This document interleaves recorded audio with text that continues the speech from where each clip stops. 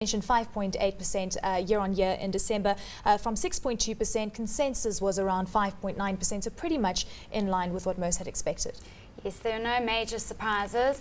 There was a moderate increase of 0.3% month on month, which was driven primarily by higher agricultural prices.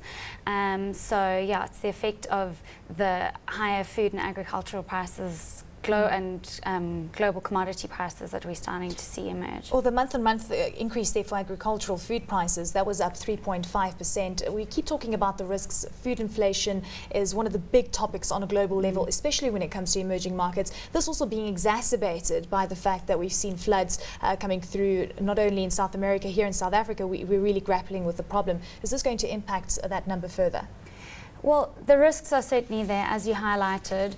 At RMB, we expect a gradual increase in both producer price inflation and consumer price inflation over the course of the next year or so. But the risks that increase will be driven primarily by high food and fuel costs. The risks to that are very much to the upside, though, given the higher global commodity prices that we are seeing. But for the time being, the higher prices are being capped by the rand strength, as well as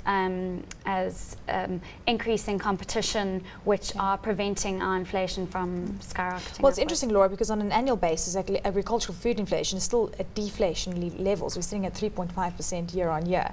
So, I mean, this is why perhaps we won't see it feeding through as quickly as we would have if we didn't have that deflationary environment that was playing out previously.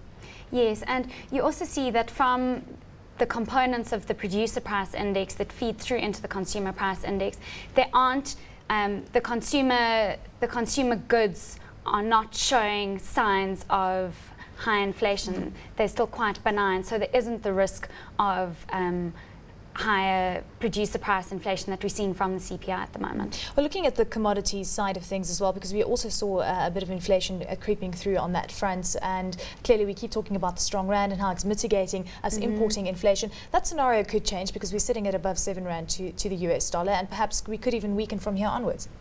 Yes, as I highlighted, there is the risk of the stronger commodity prices feeding through. But as you said, it's being mitigated at the moment.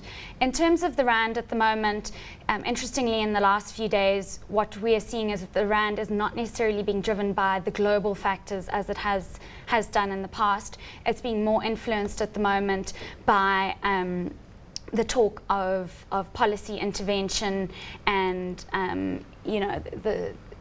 the only intervention we've seen so far is the reserve accumulation by the SARB, and of course the selling of bonds that we've been seeing over the last few days. Do you expect that selling of bonds to continue? It is a trend that we've seen since the beginning of November, and some traders and investors out there cite it as quite a big challenge going forward. I think it is a worry because it poses a lot of risk to the South African profile, given that we are currently very dependent on these inflows that we have been receiving. At RMB, our view is that while we are seeing the decrease in the portfolio flows, we're not expecting anything dramatic, particularly over the course of the next couple of months. So we don't think that we'll suddenly see a very intense drop. Laura, towards the end of last year, we were talking about a CPI number that could potentially breach that 2% level, and we're still sitting above 3%. It's interesting to note that we are below the UK inflation rate, which is at 3.7% for the month of December.